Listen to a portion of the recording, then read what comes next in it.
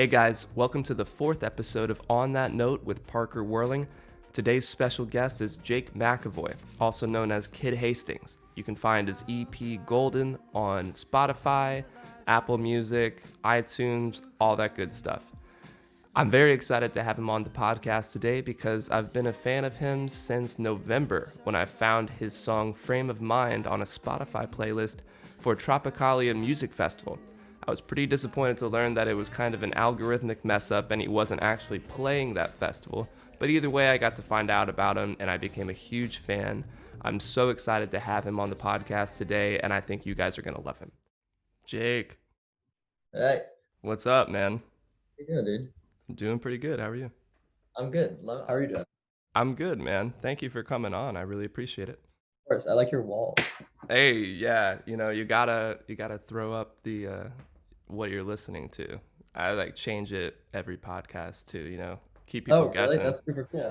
Yeah. Well, I just moved into my new place and I got a nice kind of like record player setup going on. So those are some cool shelves. Where'd you get them? Dude, these actually came with the apartment, but they weren't built Oh, in. They were just like on the floor somewhere. like, that's Yeah, sick. so we're like, you know what? This could be cool. But where'd you move to? So I moved so originally I live in New Jersey, Right. uh, but now I go to USC in LA. And over the summer I was living with my friend in his apartment in downtown LA.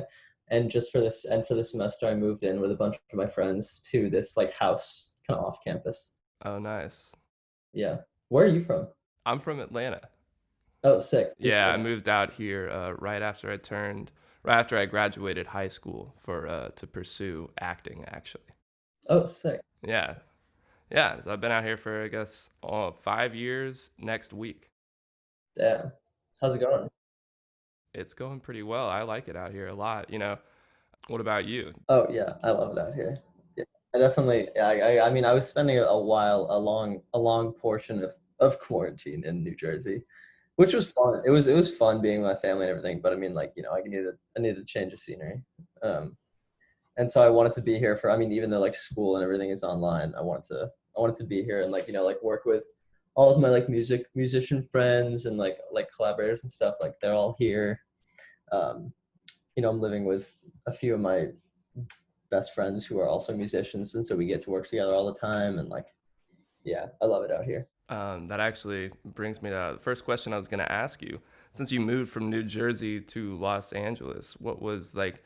Well, how did that influence the music you write? Because I was listening to your EP, and one line that stuck out to me that sounds very much like you're writing about moving was it was a godsend, to be left alone all alone, 1,000 miles from home on Frame of Mind. What does that mean to you? So that song was kind of a song about kind of a shitty situation. Uh, being I was in a very long term relationship with someone from New Jersey and someone from my home, and kind of having to break that relationship off due to kind of proximity was it was super hard. And a lot of people have like gone through a similar thing. And I guess the way that I went through it, I mean, I went through it in a lot of different ways, but one of the ways that I found to be like almost therapeutic was like kind of like writing about kind of feeling bad but then putting it to like fun music. And so that song Frame of Mind is all about, all the lyrics are like sad as fuck, they're all just like me lamenting the fact that we can no longer be together, but it's to a more like carefree and upbeat song. Just to kind of remind myself that like things happen, people move, people change, people move on. But yeah, that specific line, I found solace in I found solace in being able to be alone and like find comfort in being alone. It took a while, but yeah, that's kind of where I got to it. Yeah, man, long term or long distance relationships are not easy. And it is funny that, I mean, it took me a while to even realize that it was, the lyrics were a lot darker because the song is so upbeat and, you can really dance to it. But that's a great little juxtaposition. And you have another, you have another word in there, or solipsistic sighs. I had to break out the dictionary for what solipsistic was. I was like, that's sick.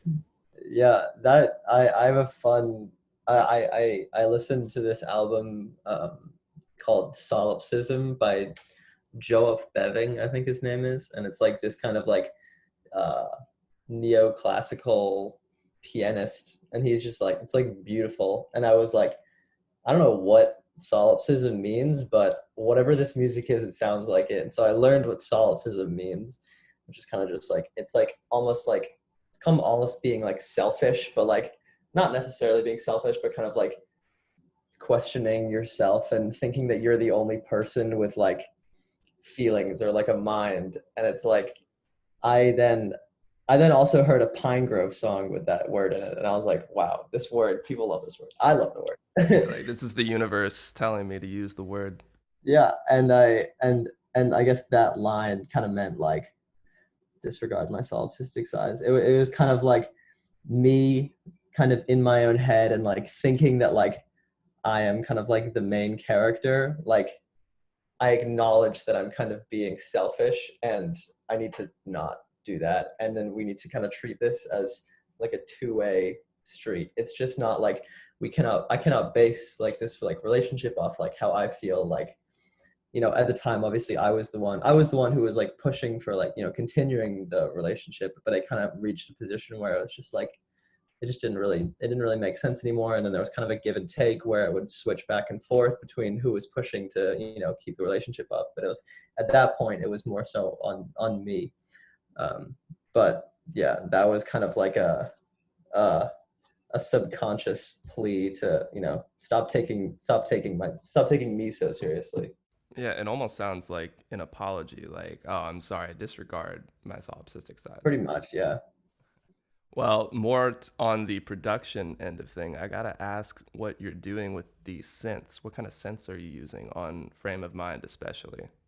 So the frame of mind synth, there were a lot of there's this arpeggiator that it's kind of on a weird it was kind of on a weird meter where it was on like on arpeggiator machines, there's like it kind of cycles through. You can pick how many times it cycles through before it reverts back to the initial chord.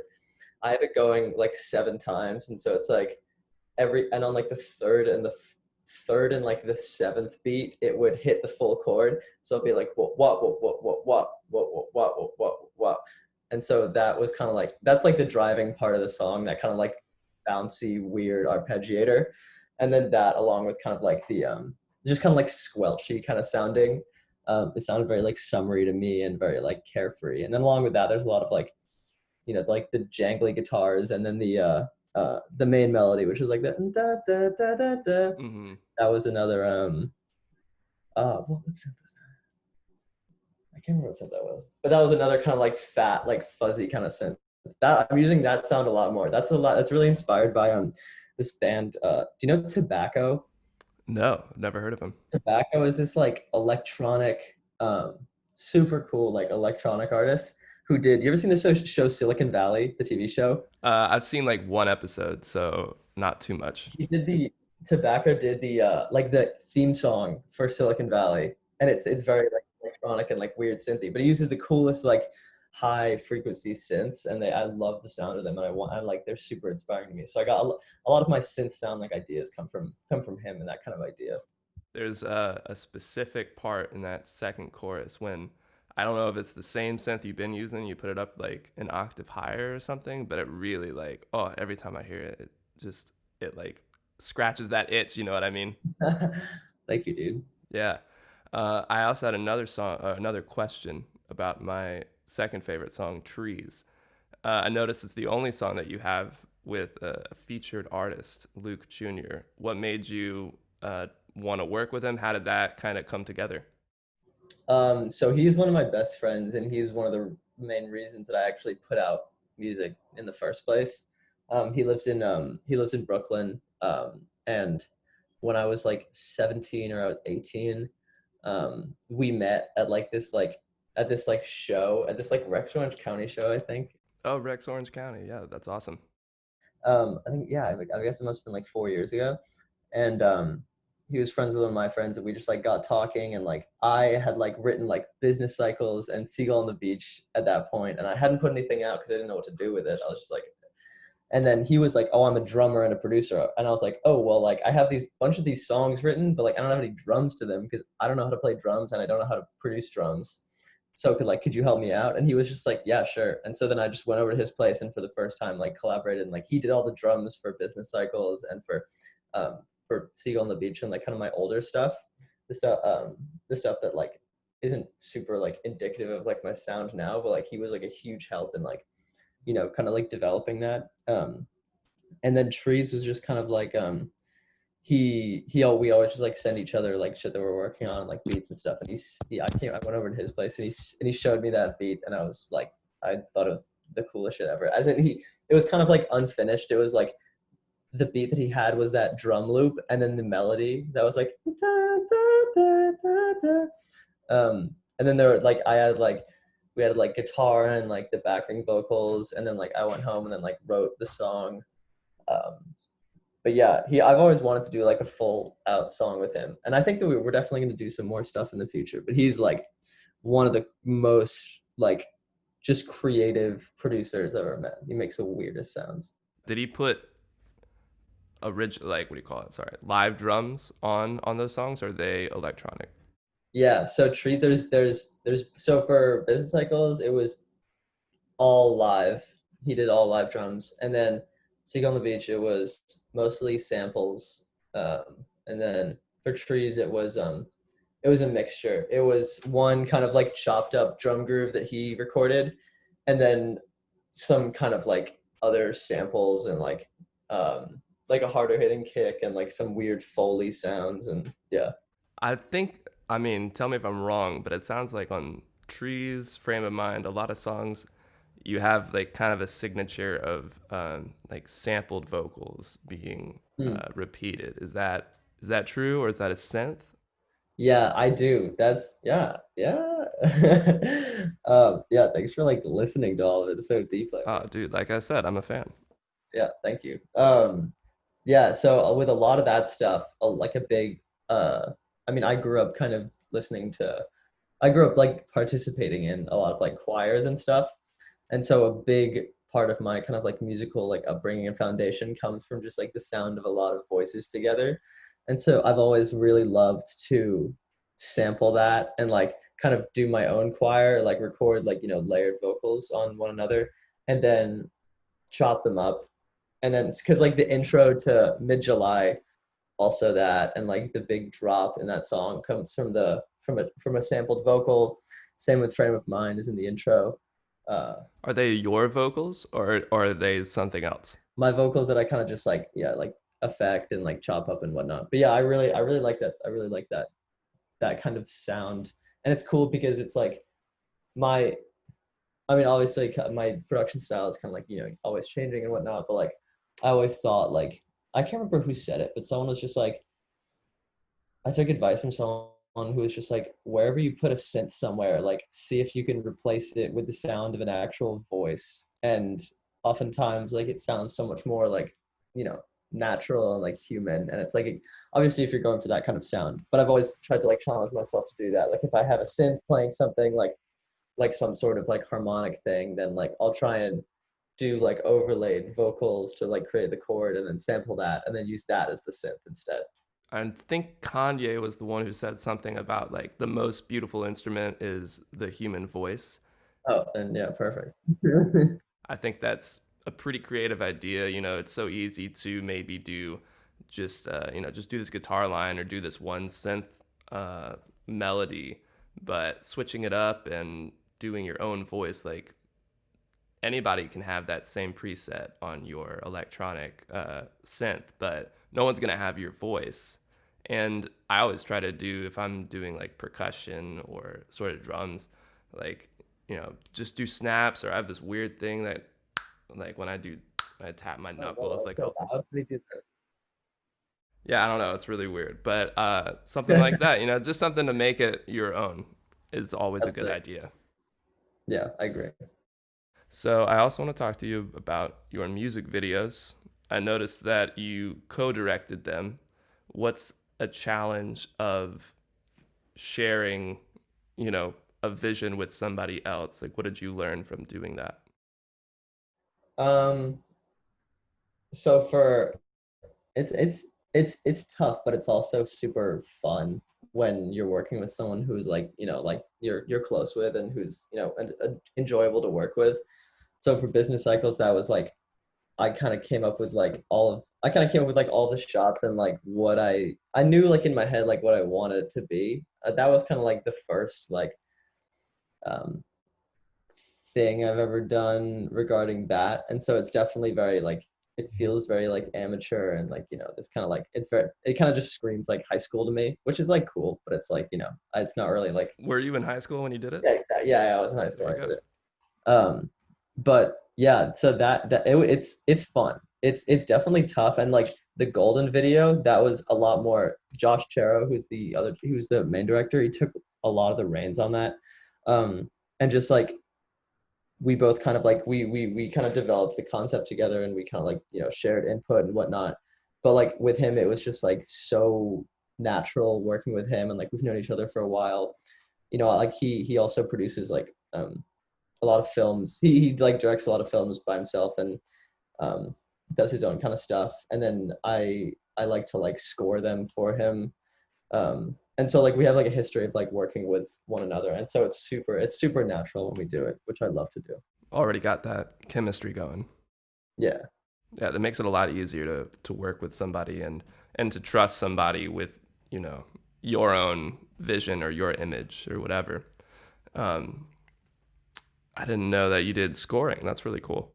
I recently got into it. I just kind of like over quarantine, I just got super interested in it. I still don't really know a lot about it, but it's just kind of like it allows you to be like just so creative in like whatever you're trying to do. Like you can like any sort of constraints that are put on someone, uh, with like traditional like songwriting are just completely alleviated when you're doing something like that. It's really fun. How do you treat writing your own song differently from doing a score for something? I feel like with I mean, I still feel like I'm pretty like, I get to be very creative and free and like with like writing my own stuff. Also, since I like produce it too, like I definitely feel like I have a big kind of like open canvas to like, do what I want. But with scoring, it's kind of like I don't need to adhere to like I don't need to adhere to any form. I can have so many like I don't have to like I can change up the meter whenever I want to, and like like I want to make like pop-ish music. Like I want to make music that people like can dance to and that people like really like to listen to. And so it's like without that kind of like um without that constraint of like wanting to make something that people will like always come back to, like it's cool. It's like it allows you to like just go in a lot of different kind of directions and experiment with a lot of different sounds that like typically aren't used in my kind of like lane of music, I guess. Do you have any film scores that stick out to you that inspire you? Yes. Anything by I can't remember his name now, but he's the guy who did Echo Jams. And he's the Onyx. I can't pronounce Oh, it. one He's o something tricks point never. Onatrix Point Never. So he scored Good Time with Robert Pattinson and also Uncut Gems. Um, Yeah, he did an unbelievable job. yeah, both of those are sick. I also really like the score to Punch Drunk Love, which is a Paul Thomas Anderson movie. Um, Very uh, underrated. yeah, love that movie. Just watched it again, actually. Awesome movie. And then also another Paul Thomas Anderson movie, There Will Be Blood. Oh, nice. That's what's his name from Radiohead, Johnny Greenwood. Yeah, Johnny. Yeah, that movie. Yeah, so such a weird like just. It's cool when you get someone who's like a musician doing it because it's like they give such a different take on it. Like you can have like Hans Zimmer do it, but it's very like Hans Zimmer like obviously like he's gonna create a sick score like with like Interstellar, like that's a fucking incredible score, but it's very like it's clearly very cinematic. But then like you get someone like Johnny Greenwood doing it, and it's like they're like you're like what the fuck is this? But it's really cool. It's like a whole different kind of vibe for the film. Do you like Trent Reznor and Atticus Ross? Yeah, I have they done scores? They have done The Social Network. That was the first big one that they did. Oh, really? And I Trent haven't heard them in a Reznor, I think while. they won a Grammy for it. Oh, damn. Okay, I'm Yeah. gonna have to revisit that because I mean I've only recently been watching movies with kind of like the score in mind. But I'm gonna yeah, I'll check that out. That's cool. So I noticed watching your video for the description, it says the feeling of euphoria is just beyond discomfort. I thought that was a really cool phrase. And did you come up with that? Me and Josh came up with that. Honestly, I got to give him more credit than myself. But he like kind of he hit the nail on the head. Shout out to Josh. Yeah, he's super dope. But that yeah, that phrase is kind of like like the idea of like golden kind of came from like leaving behind golden and like golden is kind of how I view like my home. It's in when I think of golden, I think of like autumn and the trees and like New Jersey and like it feels very like you don't get like autumn in like California so much. You don't get like so it's super indicative of that. And that that album that project came from a mindset of leaving that behind and then kind of trying to then find that in this new place. And so the whole thing is underscored, the whole project is underscored with kind of like a desire to kind of find that again in the new place, that like euphoria. Right. It made me think about the idea of like staying in the same place will never make you grow. Yeah. Like you won't experience that euphoria unless you push yourself to do something that scares you. Yeah, and I had a super tough time grappling with that. And it wasn't, and I think that this like project was honestly like it was a very therapeutic way to kind of like actually feel that and like see tangibly that exact sentiment like happening in my own life. Was that something you had to consciously do, or was it just happening and then suddenly you were like, "Oh, I've kind of put my feelings into this thing," or did you really like think about it ahead of time? Man, I don't really know, honestly. That's a good question. Sometimes it just happens. Yeah, I don't really know when like the kind of like point in which I kind of like realized that, or at least like I realized that what I was saying with the project is like yeah, the project came from like a place of like pain, but it also like probably when I was like making the video or something, like near the end, like right when I was putting it out, like I kind of viewed this as like a good thing, that it was like stepping out of my comfort zone as opposed to just like, when I was making it, I was just like, oh, woe is me. I'm leaving everything behind that I was like, that I just gotten comfortable in. Like, now what am I going to do? And then kind of like once I actually began to feel more comfortable in the new place, I was just like, yeah, I needed that. Like, I needed like, I needed like a challenge. Like, I needed something to not, feel like stagnant or whatever. Well, what kind of challenge was the house show, the infamous Los Angeles house show? Oh, yeah, the one. Did you see the article? I didn't know there was an article. I watched the video on YouTube. Oh, dude, yeah, that I was so. was cracking up, man. That shit was hilarious. Biggest folding chair I've ever seen in my life. Oh, dude, yeah, it makes me look I'm like 2.5 feet tall. I was like, am I looking at this wrong, or is this thing like absurdly big? Yeah, that show that was tough. That honestly, that was like one of my favorite shows ever. It was so fun while it lasted. Right. Um, Before the cops showed up, right? yeah, before the college showed up, that show kind of marked like an end of an era, I think, at USC. Because I mean, that honestly, like no one's had like a house show since then. Because everyone just knows that they're just gonna get rolled by the police now.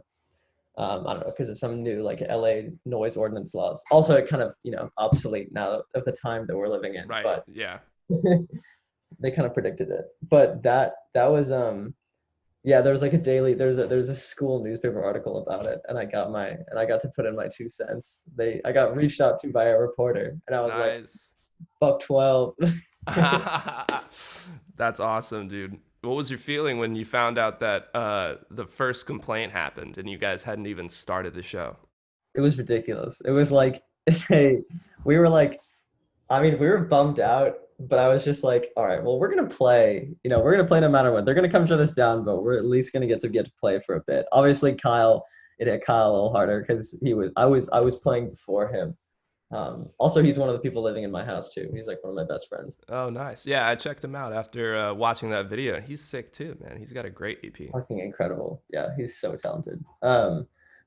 But yeah, that was yeah, he we right after our sound check. Honestly, like during our sound check, like we got pulled up on by the police and they were just like it was like 7:30 p.m. on like a Saturday. That's ridiculous. Yeah, I've never gotten over it, as you can tell. I wouldn't, man. All right. What would be your piece of advice for somebody who wants to release music? Like you were saying, you had these songs and you didn't know what to do with them. You wanted to put them out, but I know a lot of people who are sitting on music and they want to put it out, but they don't know how, or they're self-conscious about what people would think. What would your advice be to somebody like that? Something that I kind of learned was like, when you first start making music, like generally you think you're a lot better than you actually are. I think in most cases, especially with myself. I mean, like I was like 18 and I was like I didn't think I was like basically I would like go I was like hitting up all of the musicians that I like now. I'm like, hey man, like check out my stuff. Like can you like do you want to like collaborate and stuff? And like obviously I never got any responses back because like who's gonna you know respond to just some like 18-year-old kid who doesn't have any music out. He was just like, hey, do you want to collab? So I think that before you kind of get to that stage of like wanting to like like hit up like the artists that you like and stuff, like you really have to be confident in like your own sound and like know that like what be confident about your sound and what you're creating is like unique. And I think that I'm still like getting there. I'm still trying to figure out like my sound. And like just if you can like really look at your sound and be like, yeah, like this is something unique and like something that's like worth hearing, then I feel like you can feel confident about like reaching out to others and stuff. Like I think that people should always like put out music if they feel comfortable with it, if they feel good about it. It's all that's like how you're going to get criticism and how you're going to grow and stuff.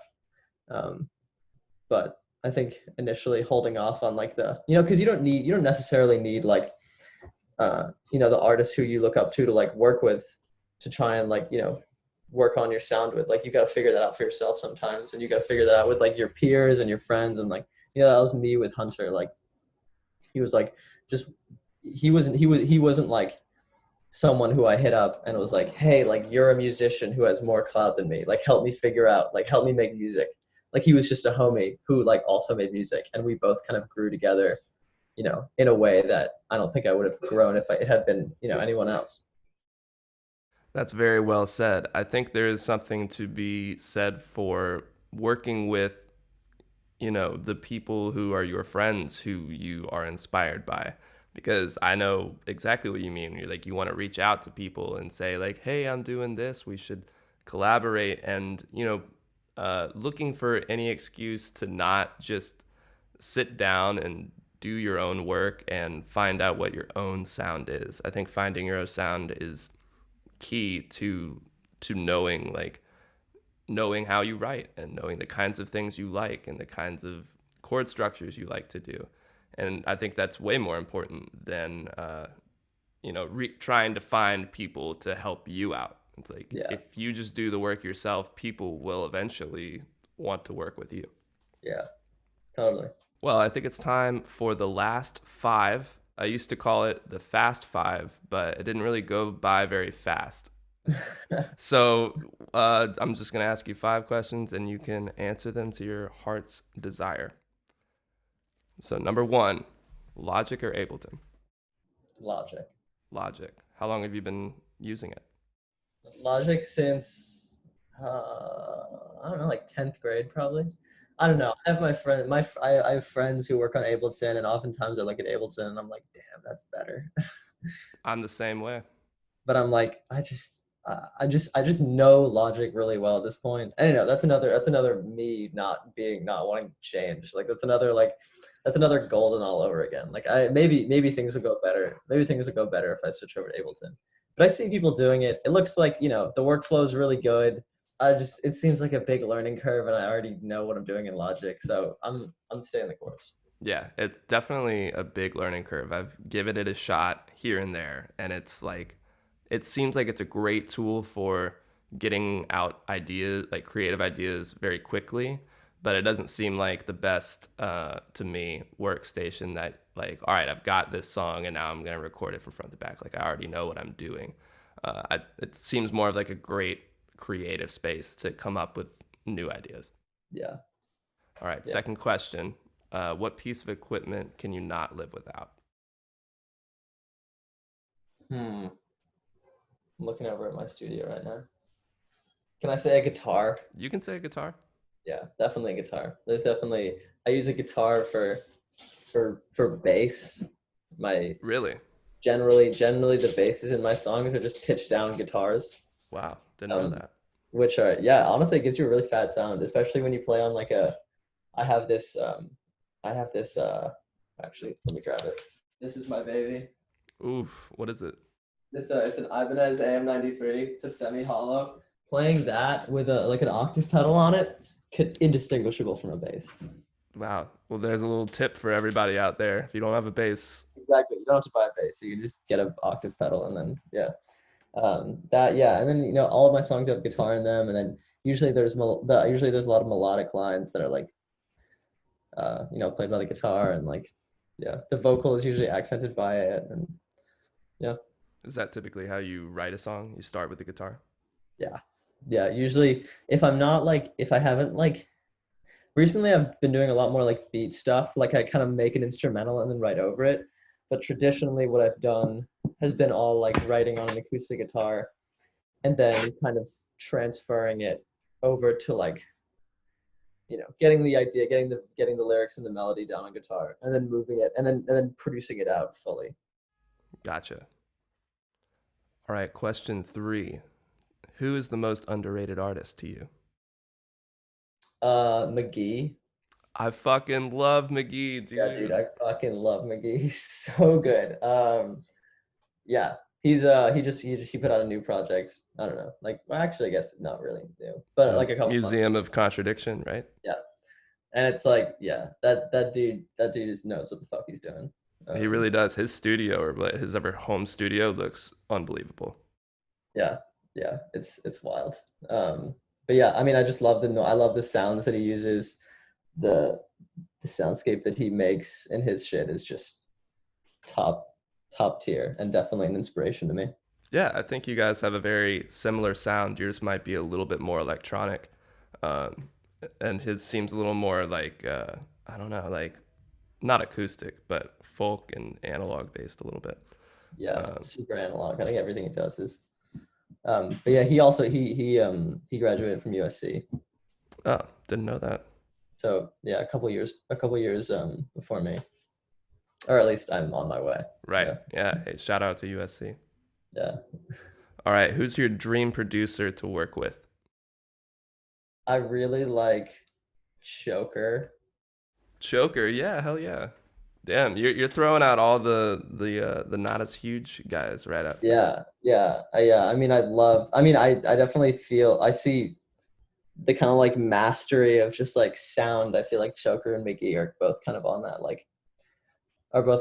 level, and they're both super young too. Hmm. But yeah, I would love to work with Choker. Starfruit LA was like, that blew my mind the first time I heard that song. All right, let's go to the very last question of the last 5. What is your favorite Beatles song? Probably Michelle. There's a cover by the Singers Unlimited, which is this like a cappella group from the 70s that they did a cover of Michelle, this like jazz choir a cappella group that did killed it. It's insane. Well, Jake McEvoy, aka Kid Hastings, thank you for coming on, man. I really appreciate it. It was awesome to have you. Like I said, I've been a fan for a minute, so I've had these questions in my mind for a while. Dude, thank you so much and thanks for listening and thanks for reaching out. This is one of the more in-depth and fun interviews I've ever done. Hey, that's what I love to do. I want to get to know, the real Jake McEvoy. What's going on in that head? what's going on. Awesome, man. Well, thank you again, and I can't wait to see what you put out soon. Dude, thank you. Yeah, and I'm putting out a new project this fall. Oh, sick. Do you have a name for it yet? Yeah, it's gonna be called Off Guard. Off Guard. So it's a 6 song EP. Whole project's not going to be out this fall, but I'm going to be putting out a few singles before the new year, and then I'm going to be putting out a couple more singles, and then the whole project's going to be out sometime in the new year. I can't wait, man. I'm going to be the first to listen. Thank you, dude. All right, Jake. Great to see you. Thank you again, and I'll talk to you soon. Thank you. I'll talk to you soon, dude.